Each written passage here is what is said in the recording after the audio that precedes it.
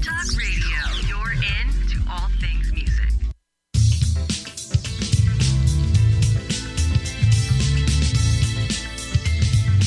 May the best brand win with Scott Robertson's Music Biz Marketing Strategies. Now, here's your host, Scott Robertson.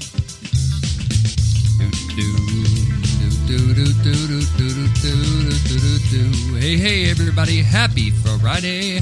You are tuned to May the Best Brand Win on Entertalk Media, the undisputed leader in music biz talk. And I am Scott, your host, and a man who thinks it is beginning to look a lot like Christmas.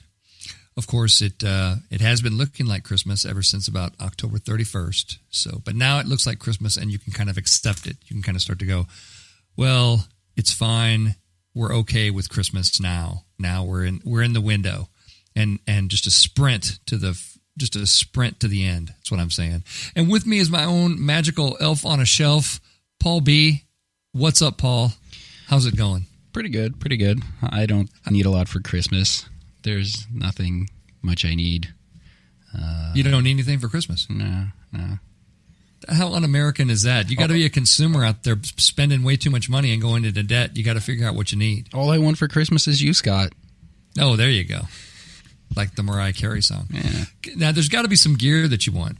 I mean, all the holiday gift guides that are being published with the various music publications, with all the holiday gifts, and all of us public relations people who are placing that stuff carefully in there with the hopes that people will be fooled into buying it. Is that working? Nah. No, Not too bad. Like, I got a new sound bar for the TV for on Cyber Monday, and that kind of got the jonesing down for a little bit. I'm okay. It's nice. Whenever I see negative economic news, that's a good opportunity to go out and buy a new amp, buy a new guitar. Although I have been editing a bunch of videos with Paul Reed Smith that we did for a client, and just drooling over all those guitars. That did kind of get me a little fiendy.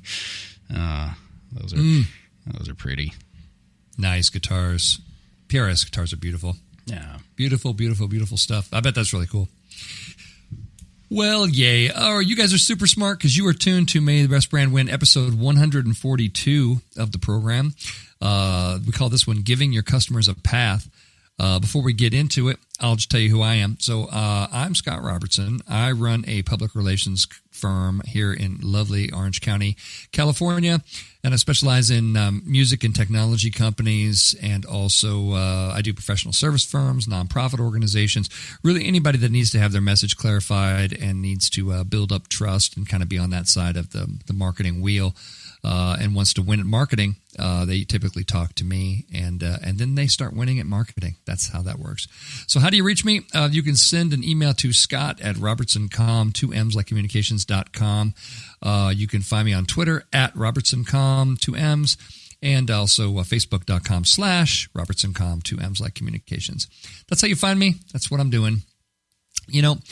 I'm excited about today's show. We're going to talk about giving your customers a path. So marketing is about a lot of things, but one of the biggest ones is transformation. By providing really cool products and services, we try to take people on a little journey where they ultimately get to where they want to go, right? And it sounds really simple, but more companies screw up this part of marketing than you can count, So we're going to talk about it a bit, and I'm going to show you how to kind of be the marketing ninja that you want to be, baby. It's going to be fun. We're also going to dig into who's winning and losing. Got a fresh crop of that stuff going on. And this is definitely going to be another TEC Award winning episode of the program. So you tuned into a fantastic one, a really good one. Okay, so let's get going on the path. So I am currently going for my certification in the Story Brand program. Don Millers wrote this great book called Building a Story Brand, and he offers the ability for agencies such as myself to get certified in the way that he likes to do brand messaging. This book really spoke to me quite a bit. I liked it so much. I've talked about messaging my entire career, and I really do think that it's one of the most powerful things that we can do for an organization is really get that stuff together at the beginning, so the rest of it isn't just a jumbled mess of garbage. And so the Story Brand program talks about this idea of identity transformation. So next week I'm going to Nashville. Yes, it will not be like the summer NAMM Nashville that all of us in the music industry are used to, where it's swelteringly hot and you're dying and you need some sweet tea, and then you got blood sugar issues after that. You know what I'm saying?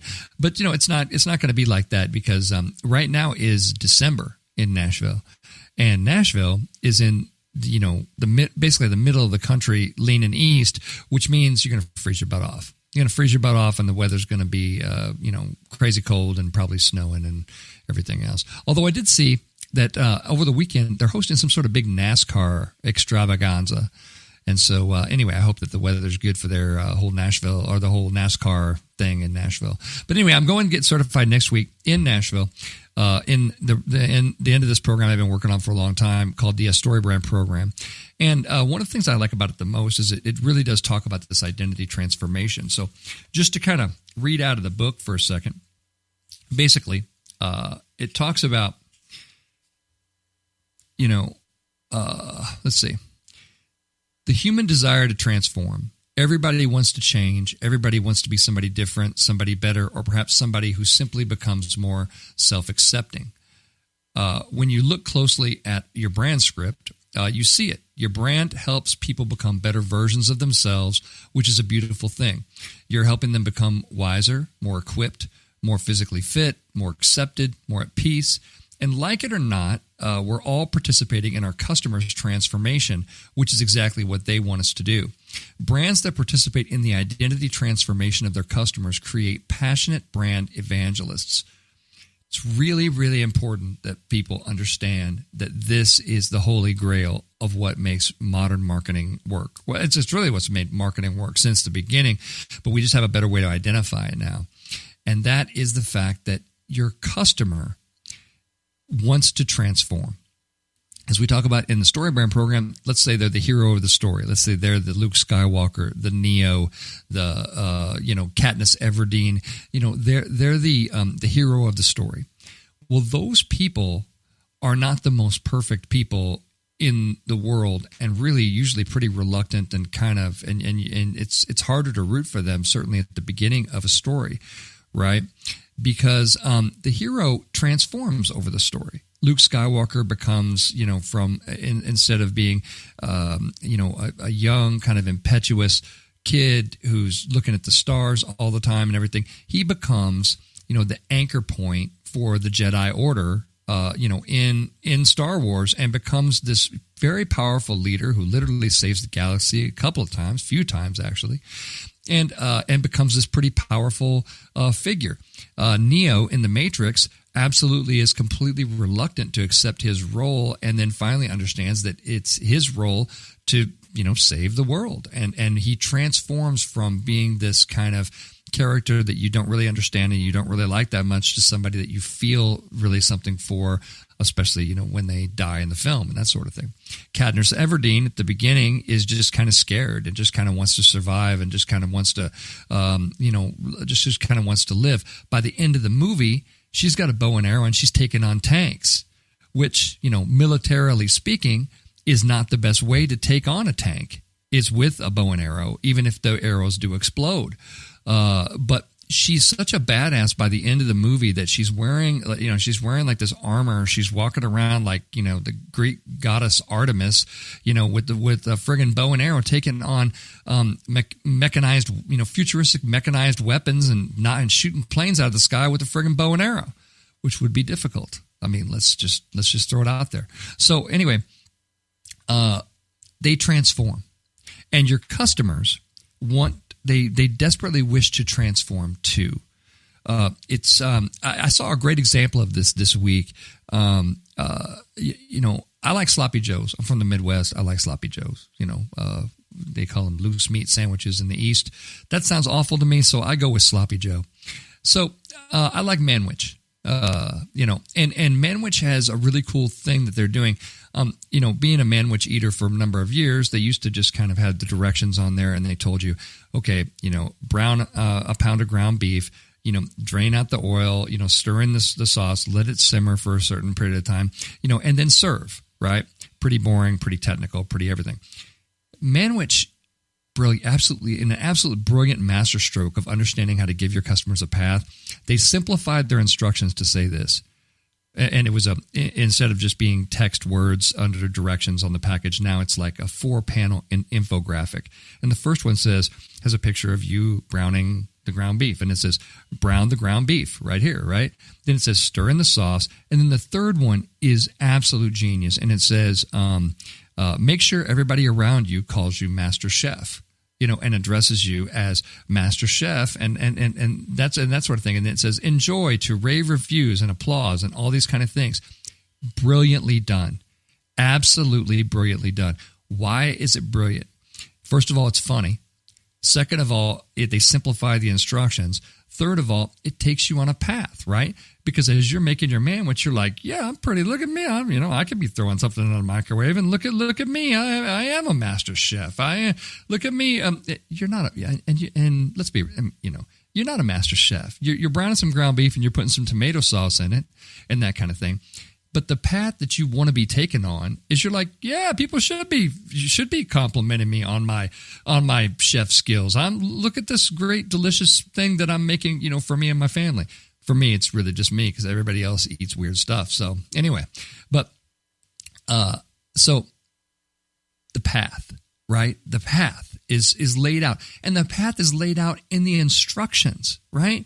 That's that's the genius thing that I liked about it the most, was the fact that they take you on a journey, and they didn't even use their traditional marketing to do it. They used the package itself to kind of take you on that path, right?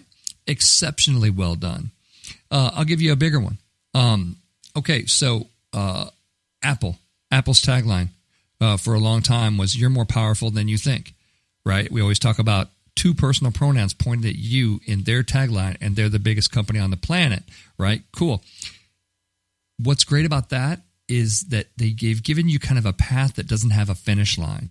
They've given you a path of, well, yeah, you're powerful. You're awesome. Aren't you cool? And have you lost weight? I mean, honestly, I'm looking at you and it looks like maybe you dropped 10 pounds. That's what I'm thinking, but you're more powerful than you think is fantastic, because they're able, there's no way that you reach the end of the powertrain to where you're like, well, I'm as powerful as I can possibly be, and now we're done, and I don't need any more Apple stuff. They just continue to say, yeah, it's great, but what if you had the new thing? And what if you had the watch? And what if you had the $1,100, brushed aluminum anodized monitor stand? Think how powerful you'd be then. Yeah, shit, yeah, I'd be powerful. We buy this stuff, ladies and gentlemen of the jury. We buy it.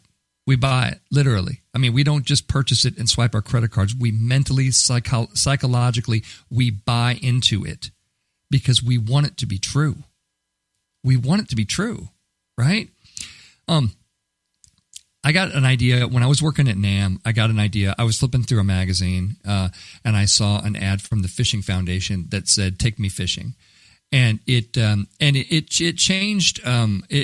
It changed me quite a bit when I saw it, because it was so powerful.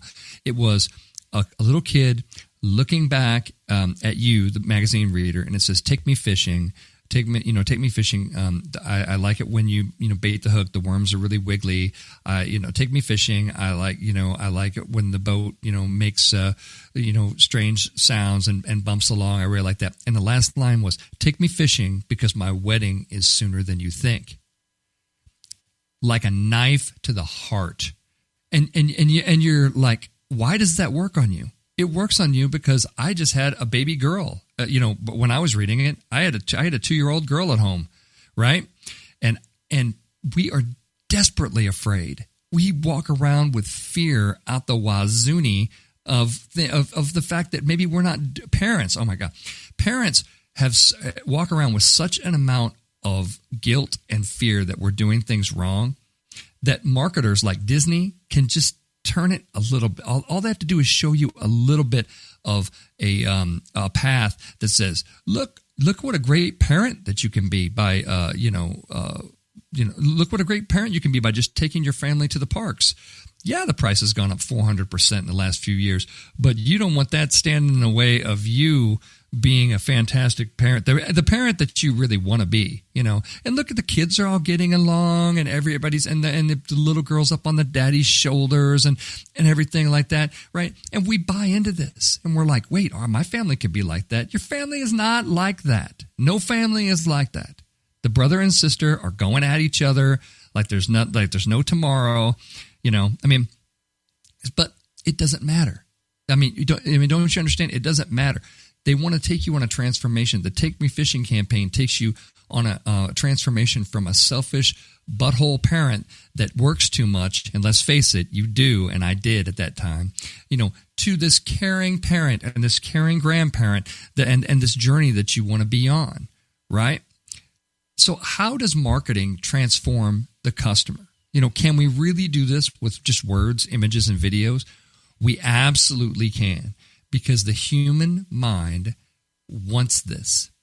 We want things. We want this path. We desperately, like I said, look at Disney's marketing. Look really closely at it and say, what are they showing you? What are they saying? Why would they pick this image? Why would they pick this? They pick it because they want to show you a path to a better version of yourself. And human beings always want to be a better version of themselves, right? Now, I understand what you're thinking. You're like, well, Scott, that's great. That's fantastic. But how does this translate to something that I would do? Well, I used it to create a better campaign, for NAMM. We created the Wanna Play campaign, on the back of Take Me Fishing. Absolutely, we did that. We used emotion in everything that we were doing back then to make sure that because we're talking about a subject like music. We're talking about a subject that is very, very emotional. And I had a lot of people that thought I was crazy and fought me on that kind of stuff, but they were wrong. They're flat out wrong. It's you. If you're battling me, then you're battling me and a giant library of neuroscience and psychology from the past, 100 years or so that I can show you that proves my stuff is right. And if you want to be that person, get ready to lose, because neuroscience is real stuff. It sounds super logical. Why don't more companies do it? They don't do it because it's uncomfortable. It's uncomfortable for them. It can be very uncomfortable to give them a path. But I'm come back in segment 3, and I'm going to show you some tips for how to put your customers on that path. Right now, you're listening to May the Best Brand Win on Entertalk Media. Come on back. We're going to talk about who's winning and who is losing. See ya.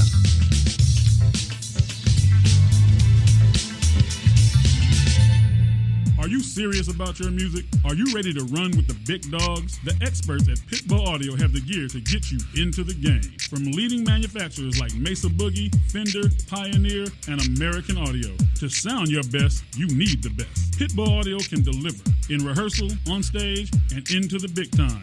Dropping beats, shredding guitar, or making the crowd roar. Whatever you dream, Pitbull Audio can help make it happen. We are Pitbull Audio. We want you to play it loud. PitbullAudio.com. This is Jackie Bertoni from Jackie's Groove. Come join me weekly on my journey through the music business as I take you behind the velvet rope, interviewing industry notables such as Al Di Meola, Michael McDonald, and Al Jarreau, to name but a few. Listen to their stories on being in the studios recording #1 hits and onto the stages throughout the globe. Allow me to be your music historian. You can hear me live every Monday at 2 p.m. and every Wednesday at 12 noon Pacific Standard Time or 24/7 on jackiesgroove.com. Ready to get your groove on?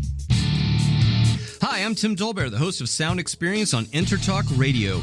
Each week, I talk with top professional audio engineers, producers, musicians, and the manufacturers that make the tools that we use in the studio each and every day.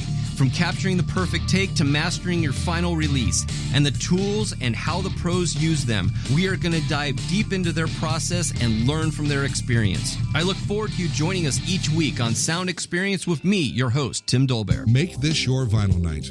I'm John J.R. Robinson, and every week, music creation comes alive through stories, experiences, and sounds when vinyl records filled our hearts and minds.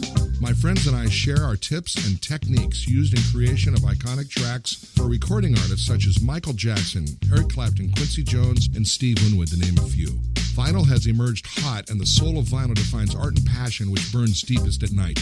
Tune in every Wednesday at 2 p.m. Pacific Standard Time on EntertalkRadio.com.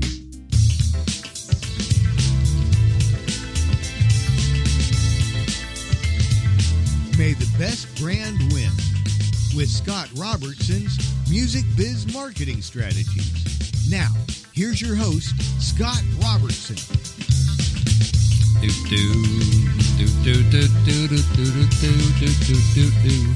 Hey, everybody. Happy Friday. You are tuned to May the Best Brand Win on Entertalk Media, the undisputed leader in music biz talk. I am still Scott, still your host, still hanging out. We're talking this week about giving your customers a path. Paul, what's a better version of yourself, of a guitar player, engineer, guy? Like more bling, like more gold, more diamonds, maybe a nice grill. And the not drunk version, the non-drunk version at work, maybe. How about that? Is that really better though? Who's that? Is that better for anybody? How is that a better version of myself? That's not going to be better for anyone around. That's not better for anyone. Oh my goodness! When are you going to take me fishing, Scott? I'm growing up too. Your wedding is sooner than you think. Yeah. What a powerful piece of copy. What a powerful last few words. You know how many boats? I don't even fish, but I was ripping through the yellow pages looking to buy a boat. With like after I read that, I was like, because the idea, if you're a father to a little girl, the idea of her wedding is a knife to you. Now it is a knife to you. This boat's not cheap. I'm going to have to work like an extra 20 hours a week to get this boat, though. And you'll like it. And look, I spent all this time and money trying to buy your dumbass a boat. I was trying to take you fishing. I'm just trying to take you fishing. Now this boat's going to be your wedding gift. That's the best I could do. Wait, boat is a wedding gift. Now we're cooking. Now we're brainstorming. Yeah, win-win either way. I like it. The ad was powerful. The ad was really powerful. It worked very, very well for them. They signed up record numbers of people fishing. People that probably found themselves out in the middle of the lake going, what am I doing here? Why am I fishing? Why am I here? How the hell did this happen to me? I feel like I've been mind controlled into this somehow. Exactly. It's like I'm out here with my kids fishing, and you know how miserable experience that would be with little kids. Oh my God, you better be drunk for that experience. That would be nuts. I'm just saying. I'm just throwing it out there. Anyway, let's dive into who's winning and losing. So Cyber Monday surges to $9.4 billion in sales. That is a multi-billion-dollar record, easily surpassing last year's total, making it the largest online shopping day of all time in the United States of America. $9.4 billion is a lot of money, folks. That is a lot of money to be spent on one day. And to me, Paul was talking earlier in the show about he bought a soundbar on Cyber Monday. A lot of it was technology stuff. And I mean, so many TVs on sale. How do you not have a TV, at this point in your life? I mean, unless your TV just conveniently broke or you're waiting. It's like, how could you sell that many TVs and that many spy devices called Alexas and all those kind of things? Smartphones actually were the device of choice. Making these the mobile transactions. Sorry, not what the people bought, but check this out. Mobile transactions raked in a record $3.1 billion, the highest amount ever reached using a smart device. So like a third of the sales are on a smartphone. Wow, huh? I mean, impressive. Winning, all kinds of winning. United States economy is winning. Cyber Monday is winning. All the companies participating in it winning, all kinds of winning. So lots of winning going on there. Let's talk about Peloton. Peloton, polarizing. They have a viral holiday commercial going around, and if you haven't seen it, it kind of centers on a woman who she was gifted an exercise bike by her partner. and basically the cringeworthiness kind of hit people at a high level. And people sort of ask me online and offline, what do they think about the Peloton bike, ad and that sort of thing. I mean, I have to say that seeing Peloton's other stuff, the things that they have done, including the commercial they replaced it with that is running now, that just kind of shows different people, pushing themselves, that kind of thing, Peloton, kind of rode this wave of basically being kind of an Internet of Things type of connected exercise bike into a public offering and all kinds of things. I mean, pretty successful company, and they sell very, very expensive exercise equipment. So I don't care how much you think it costs to make, it doesn't cost $5,000 to make. I guarantee you that. And so their profit margins must be through the roof. They're definitely losing in the sense that their stock got hammered from all the outcry, in the fact that they were positioned as this terrible company that is tone deaf and doesn't have any sort of optics and ability and that sort of thing. The problem that I had with it, right, and like I said, I never had a problem with the initial ad, but the way that they handled the crisis around it was incredibly stupid, because they, I mean, and this is really dumb. You want to take notes and make sure you don't do this. Basically, to show that they had an outpouring of support, they sent reporters 3 emails that they claim were sent by those who supported the ad, as well as 1 Facebook post. And basically, I think it's a thoughtful commercial. One email reads, "The first time I saw it, I thought that's a sweetly portrayed ad." So they have this wave of, thousands of tweets and thousands of people upset. And they kind of double down and say, well, 3 people liked it. That's not the way to handle that. That's not the way to handle that. And I don't care. And some people say, well, it's not like they should necessarily apologize, right away.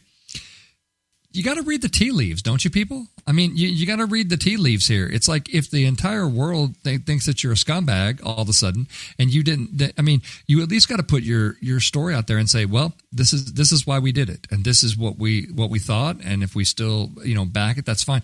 But you don't do something dumb like think that 3 people supported it, and so then we're going to double down and that sort of thing. Because then you look like then you got the double whammy. You look like you don't listen to people, and that's when people who are holding on to your stock are like, okay, now they're a bunch of idiots, and now I must dump this stock, right? I mean, that's where you're gonna run into some perception problems through that. Like I said, and I've seen all the comments about the Peloton ad and things like that. Do I think it's sexist? I think that as a man that's been married almost 28 years, I think that if I gave my wife an exercise bike for Christmas, I don't think that gets that is going to be received in the way that it was intended to be received. No matter what. Because there's no way to make that work. If you're a real man in a real relationship and you really did that, you would be sleeping on the couch for a long ass time. And women don't forget. So you would be she would continuously remind you of how stupid you were for years and years and years, and it would come up in friendly conversation with a couple friends and stuff. You know what I mean? It'd be everywhere. So I wouldn't. I wouldn't say that scenario is very realistic to any type of marriage, and I don't think that was the direction that I would have necessarily chosen. But again, when you look at the rest of the tone of the brand and things that they're doing, it is sort of like what they do, which is talk about people pushing themselves and that sort of thing. And people said, looks like the woman's scared of her husband, and that. I mean, how do you know that? There's all kinds of funny stuff, but Anyway, I think we should put them firmly in losing, certainly by the way that they handled the situation. They handled it poorly. A San Diego tech startup is going to pay $2.2 million in settlement for alleged illegal robo-dialing. House Call Pro, a San Diego tech startup, is now on the line to pay $2.2 million to settle a lawsuit alleging the company was robo-dialing and robo-texting people without consent. What is the best way to ruin relationships, marketing fans? What's the best way? Privacy. Yeah, that's right. That number one answer on the board. If you get privacy wrong, you will piss off a lot of people, including the government, which will come and sue your butt into the Stone Age, as this one did. And then also, all the people that you bug and interrupt with your message now hate you.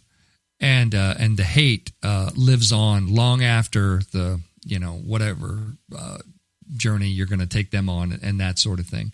So shortly following the settlement decision, House Call Pro laid off 30 people of its 210-person staff. The startup, whose actual business name is Codified, makes an enterprise software product called House Call Pro. It helps plumbers, painters, other independent service professionals manage their businesses, that kind of thing. We don't like robocalls. We don't like robocalls. Make a sign. Stick that shit up in your marketing department. Stick it up there. We don't like people calling us and interrupting us without consent. Okay? I don't think a lot of people in the marketing department understand that. People will hate you. They won't just dislike you a little bit. They will hate you. They will burn your brand to the ground. Okay? It is the stupidest, dumbest, There's no redemptive part of this at all. All you financial planners that call me and say, I want capital for my business, there's no way in hell I'm going with you because you annoy me. You bother me. You're wasting your time. You're wasting my time. And eventually, if you do it enough times, you're going to be wasting the court's time. Okay? So get privacy right. Stop being an idiot. Stop putting your needs over mine. Figure it out. Okay? 2.2 million reasons for the San Diego tech startup to figure it out, right? $2.2 million fine. That's a big one. That's a big one. Could have done a lot of good with that money. That's what I'm saying. So anyway, let's move on. Here's an interesting statistic that hit me this week. Now, it comes from maybe a possibly sketchy survey, so we'll talk about that. Consumers, only 38% of consumers want to interact with a human being when engaging with a brand. This comes from a study by SurveyMonkey, the company, not somebody using SurveyMonkey, and Drift, which is a company that makes chatbots, as I understand it. And this is a story about some of the best top seven chatbot platforms and tools available. Now, this is where I feel obligated to talk about what I think about chatbots. I think I disagree with this survey. Okay. 38% of consumers want to interact with a human. Only 38% want to interact with a human, and the other ones want to interact with a chatbot. No. I'm gonna call BS on that. I don't think that's true at all, and I don't think that. I think that maybe the way that you asked the question, you could get people to answer that way. Especially if you answered and said, if the chatbot had all the, if you stack the deck on the question, you could get them to answer that way. But I don't believe that's the truth. I believe that, we are in the business of developing powerful personal relationships. And if your company doesn't care enough to be personally involved in the conversation with your consumer and take that opportunity as a branding opportunity, then why in the hell would the consumer be there? If you don't care enough, why would they? So that's always sort of been my feeling with sort of these automation. It's like, yeah, it makes it easy for you as a marketer. And yeah, I can send out 5 emails and I'm on the golf course and I'm not even paying attention. But, you do realize that every time you hit send on something that you run the risk of burning the relationship up forever, right? It's really, really important to understand that. It's really important to understand the risk that's involved, the double-edged sword that is involved when you make a decision to communicate. And you better damn well be sure that what you're doing is worth it. Because the first button on my phone says unsubscribe when I get a group email. And when I unsubscribe to you, bye-bye. You're like I'm Thanos and I just snap my fingers and your butt no longer exists. You know what I'm saying? You're gone at the level which you're never coming back. There's no Ant-Man and no Avengers coming back and turn back time and save your ass, right? You are unsubscribed forever. So understand that and don't do stupid things that make me want to unsubscribe and make consumers want to unsubscribe. Important. Anyway, nice statistic. We may do a show on chatbots just so we can dig into that more. 2020's color of the year is Pantone 19-4052 Classic Blue, a deep blue shade that is comforting and relatable. The indigo hue brings to mind both the constant and the classic, the sky at dusk, the impeccably tailored suit, serene waters, or a bowl of perfectly ripe blueberries. It feels like somebody like writing the J. Peterman catalog wrote that story. I got to say, it's actually pretty good.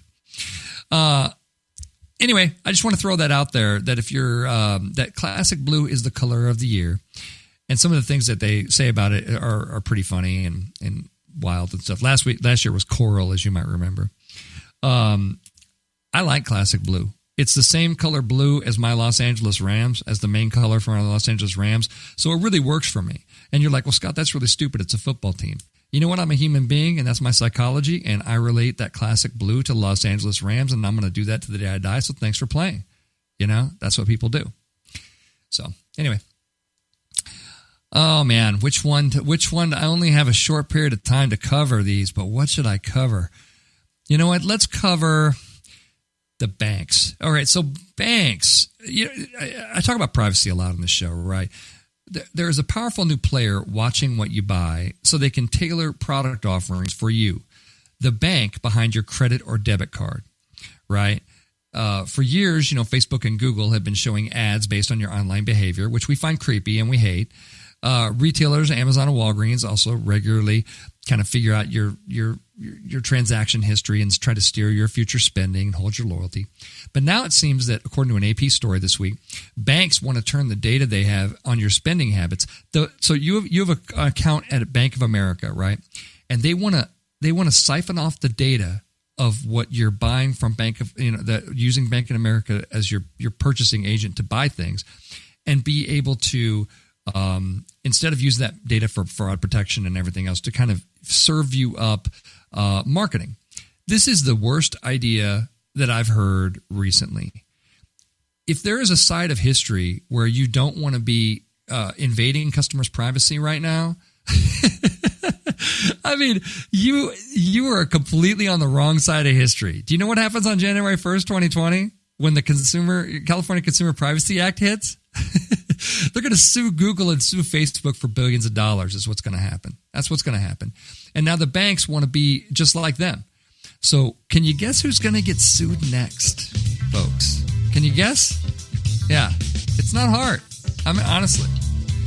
And you're listening to May the Best Brand Win on Entertalk Media.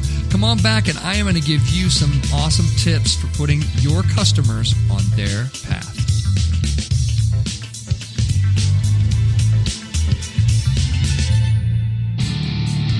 Hi, I'm Tim Dolbear, the host of Sound Experience on Entertalk Radio.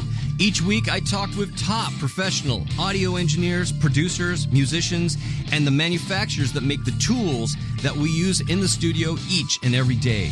From capturing the perfect take to mastering your final release, and the tools and how the pros use them, we are going to dive deep into their process and learn from their experience. I look forward to you joining us each week on Sound Experience with me, your host, Tim Dolbear. Are you serious about your music? Are you ready to run with the big dogs? The experts at Pitbull Audio have the gear to get you into the game. From leading manufacturers like Mesa Boogie, Fender, Pioneer, and American Audio. To sound your best, you need the best. Pitbull Audio can deliver in rehearsal, on stage, and into the big time.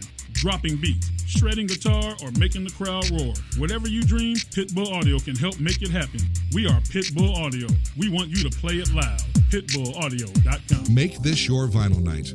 I'm John J.R. Robinson, and every week, music creation comes alive through stories, experiences, and sounds when vinyl records filled our hearts and minds. My friends and I share our tips and techniques used in creation of iconic tracks for recording artists such as Michael Jackson, Eric Clapton, Quincy Jones, and Steve Winwood, to name a few. Vinyl has emerged hot, and the soul of vinyl defines art and passion which burns deepest at night. Tune in every Wednesday at 2 p.m. Pacific Standard Time on EntertalkRadio.com. This is Jackie Bertoni from Jackie's Groove. Come join me weekly on my journey through the music business as I take you behind the velvet rope, interviewing industry notables such as Al Di Meola, Michael McDonald, and Al Jarreau, to name but a few. Listen to their stories on being in the studios recording #1 hits and onto the stages throughout the globe. Allow me to be your music historian. You can hear me live every Monday at 2 p.m. and every Wednesday at 12 noon Pacific Standard Time or 24/7 on jackiesgroove.com. Ready to get your groove on?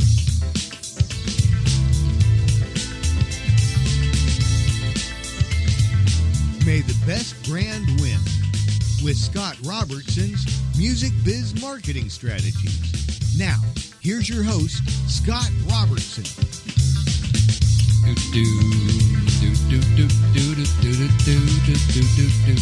Hey, everybody. You are still tuned to May the Best Brand Win on Entertalk Media, the undisputed leader in music biz talk. I'm still Scott, your host. And we just talked about winning and losing. We got Paul with us. He's telling questionable jokes on the break. Oh, they're not questionable. They're unquestionably horrible. Unquestionably horrible.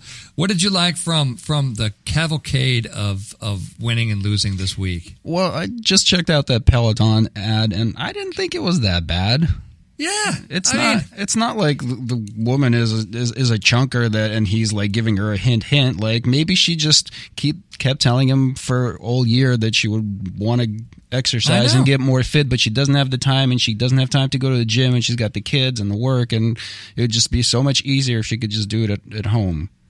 Nice. Did you happen to read some of the comments? No, I didn't do that. Yeah, that's where you got to get the story from. Is one of the tweets said, it talks about it being like it's white privilege or something, and then they talked about the fact that there's nothing like buying your already rail skinny wife an exercise bike for Christmas. There's nothing like reinforcing her negative self-image by buying her this. And I was like, that's kind of funny, but that was pretty funny.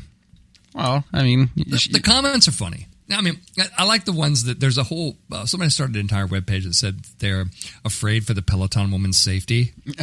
Those faces she makes are kind of like because she makes some faces that are pretty like frightened and stuff, and people like to take the what are people going to do on the internet? They're gonna do horrible things. Yeah, you can feel that coming. Yeah. You can feel it coming. So anyway, well, I agree with you. The Peloton thing is just handled badly. And I don't know. Hopefully they can kind of get through it and go back to selling $5,000-$10,000 exercise bikes to people who want them. They'll be fine. Oh man! So this whole episode we're talking about giving your customers a path. We're talking about identity transformation. Your customer wants to go from X to Y, and your product and service is going to be the way that they get there. So I'm going to give you some tips. For hopefully putting customers on that path, on their path. It's also important, just before I get into this, the fact that, this isn't you saying they need to be on this path, right? They need to be on this path. Because that's not going to work. Nobody gives a crap what you think path they should be on. Your better idea is to figure out what path they want to be on, and don't do Survey Monkey stuff on stuff like this. Ain't nobody going to tell you this information, right? This is deep. This is deep stuff. It's not surveyable information. If you surveyed me and said, Scott, what path do you want to be on? I would intentionally do stuff just to mess with you on your survey. I mean, it's like, don't do that. Okay, you can't survey this information. You can't even ask your customers about it. There's a great chance that they aren't even completely consciously aware of it. So anyway, these are some tips for putting the customers on their path, for you helping to put them on their path. Really important, the way that's said and the way that flows out. Number one, and I do say this one a lot, but be about them. Be concerned with their path and put their path in a higher priority over your sales-driven path. The path that ends in you selling something, robocall, telemarketer, punks out there, is not the path that they want to be on, okay? Instead of doing robocalls and saying, Scott, well, I've got this program and this loan program and these kind of things, maybe the path I want to be on with my business is I want to grow. I want to double my business in the next year. I want to go from, a small solopreneur, public relations firm, and I want to build an empire and sort of take on the world. And your bank can help me do that. By the way, that is not my goal, but let's just say that it was, because maybe it could, because it could be. Who the hell knows? So, maybe that is my goal, right? It's not. It's not. Don't call me. Don't ever call me. I'm just saying. But let's say that it was. Then you could position your bank as, we are going to help you, transform from this, small business into this much larger business and really build that empire, right? You're Caesar, man. You are, we're gonna help you. We're gonna help you get there, Caesar. We're gonna help you get there, and we're gonna help you, build the empire. And that would work. If that was my path, that would work, right? It's not going to work to bug me and push your sales-driven agenda down my throat in a way that doesn't talk about my path, right? Does everybody understand that, right? That you have to do this kind of judo mechanism kind of thing in marketing where you have to be all about them. You have to, and people tell me all the time, well, Scott, that sounds very obvious. And I know people, somebody sent me a website to review this week. And they said, what do you think of our website? And I said, well, I looked at it and I said, it's very clean. It's very nice. It's very pretty. I said, but the message sucks. And they said, well, what do you mean? And I said, well, here's what I mean by when I say the message sucks. It's not about anybody but you. It's about, we do this, we provide this, we did this service, we did this. Should we all say it together? Nobody cares. Nobody cares.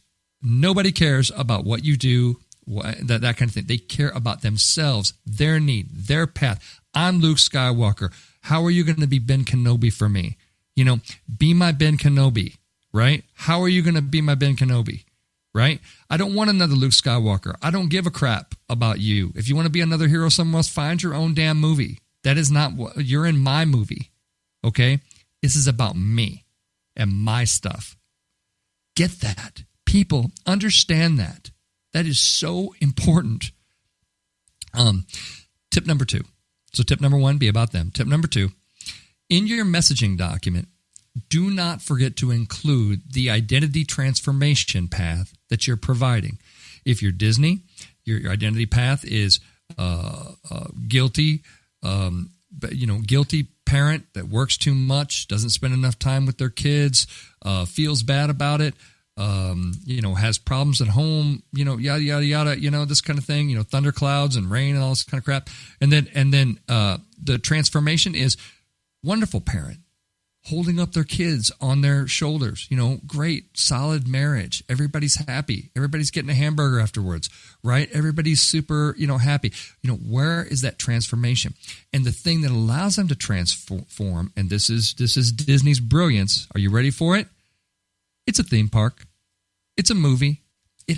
I'll be damned if it doesn't happen to be the things that Disney offers. It's amazing how the things that they offer tend to be the things that are going to bring that family together, that are going to get rid of that parental guilt that you have.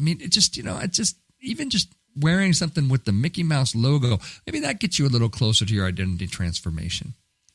And if you're laughing right now kind of out loud and you're saying, yeah, it works. Yeah, it works. We're those people. Just so we're clear, absolutely. We are those people. But in your messaging document, do not forget to include that identity transformation. Where are you taking people? Where are you trying to take people? The story brand program that I'm getting my certification in is when you create these brand scripts for companies, you're able, one of the last boxes that it talks about, and I'm glad it's the last box because after you've gone through all the other steps or whatever, it goes through and says, now, where did you take them? What was their problem? Where was their pain? What did you try to erase? What what path did you put them on? Powerful stuff. That's real marketing, folks. That is real marketing right there. That's the definition of it. Number 3, I call this one no tactic left behind. Remember the Manwich example from segment 1?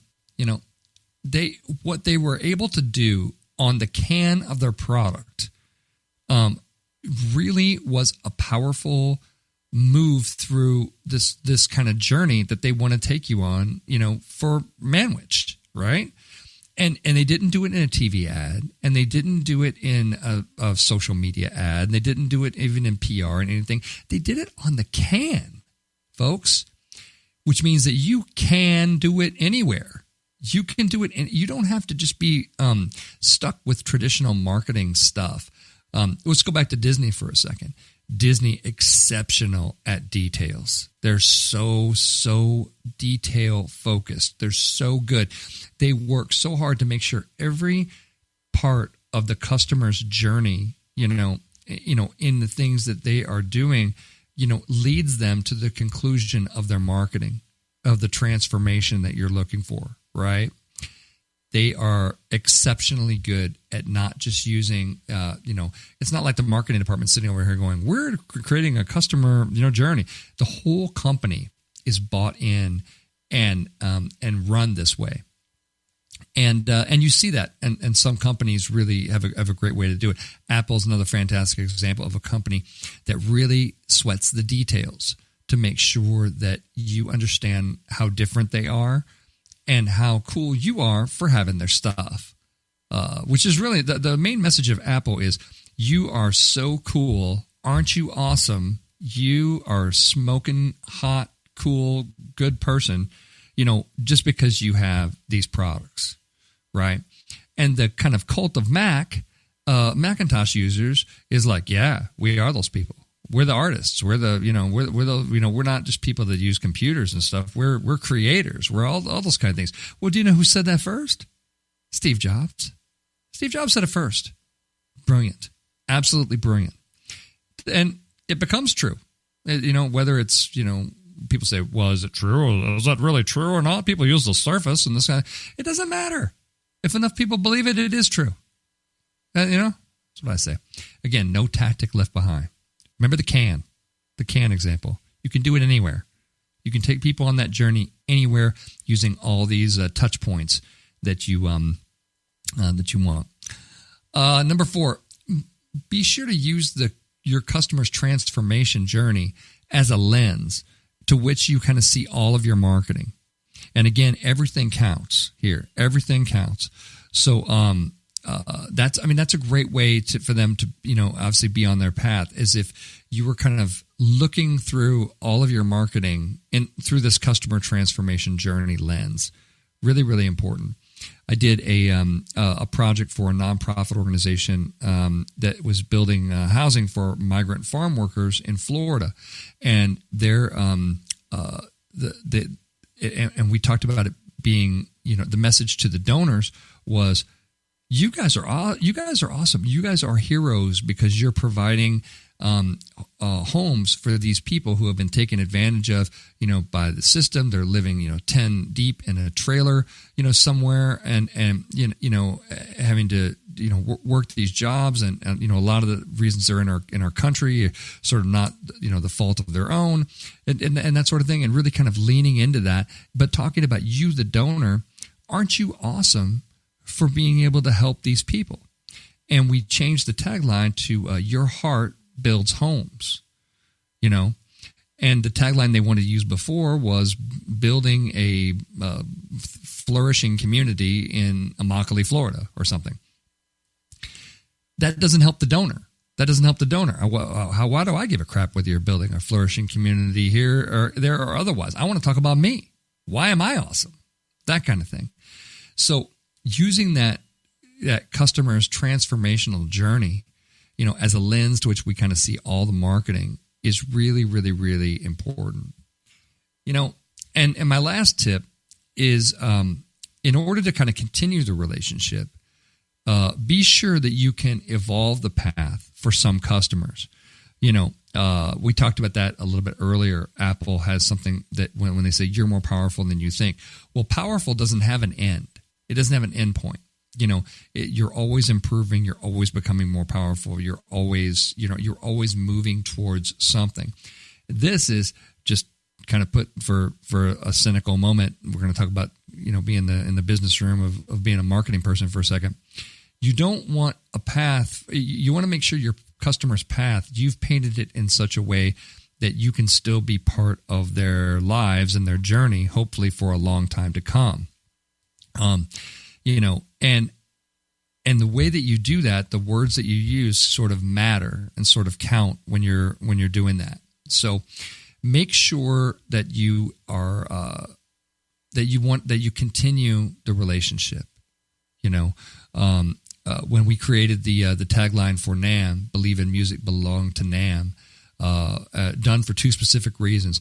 Believe in music is something that it unites the community, and a community that doesn't always agree on everything, and belong to NAMM because you're in an association and you want to belong to the community where the people who believe what you believe are also there, right? So those two statements sort of work together, in the brand.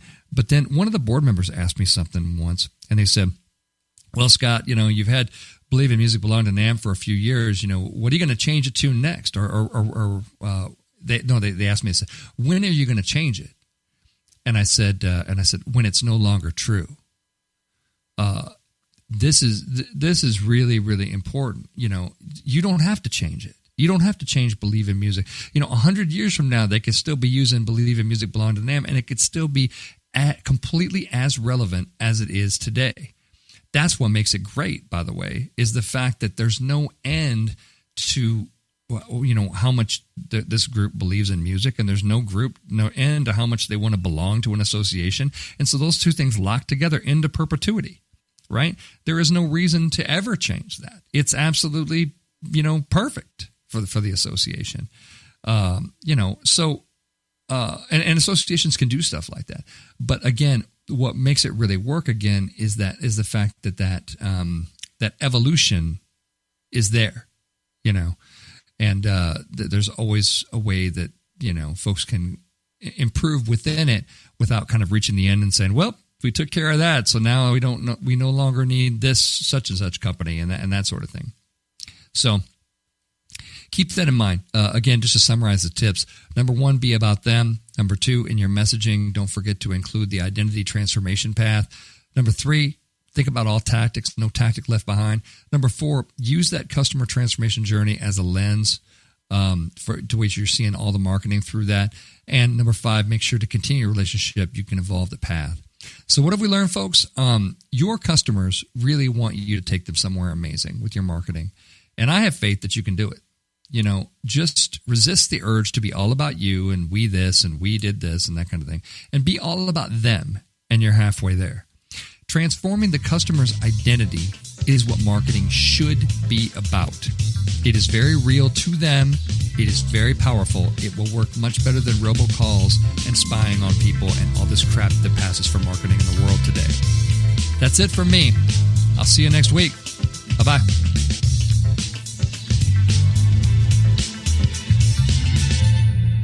You know what's all around you every waking moment of your life? Marketing. You're choking on it. I'm Scott Robertson, and when it comes to strategic PR, branding, and marketing, I've seen it all. And actually, I'm still seeing it because bad marketing never sleeps. Join me each week on May the Best Brand Win, right here on Entertalk Radio, and learn how to make the marketing for your brand unforgettable. Hi, this is Tim Dolbear from Eclectica Studios. I'm a full-time mixing and recording engineer. I work with Grammy winners, labels, and indie artists, using state-of-the-art digital mixing and restoration tools and the very best in analog gear. Really, though, it's my ability to bring tracks to life and fulfill your vision for your music. This has made me sought after by producers and artists worldwide. So spend your time working on music and not chasing a mix down a rabbit hole. Go to timdolbear.com and check out our free one-song mix offer. Are you serious about your music? Are you ready to run with the big dogs? The experts at Pitbull Audio have the gear to get you into the game. From leading manufacturers like Mesa Boogie, Fender, Pioneer, and American Audio. To sound your best, you need the best. Pitbull Audio can deliver in rehearsal, on stage, and into the big time. Dropping beats, shredding guitar, or making the crowd roar. Whatever you dream, Pitbull Audio can help make it happen. We are Pitbull Audio. We want you to play it loud. PitbullAudio.com. This is Jackie Bertoni from Jackie's Groove. Come join me weekly on my journey through the music business as I take you behind the velvet rope, interviewing industry notables such as Al DiMeola, Michael McDonald, and Al Jarreau, to name but a few. Listen to their stories on being in the studios recording #1 hits and onto the stages throughout the globe. Allow me to be your music historian. You can hear me live every Monday at 2 p.m. and every Wednesday at 12 noon Pacific Standard Time or 24/7 on jackiesgroove.com. Ready to get your groove on?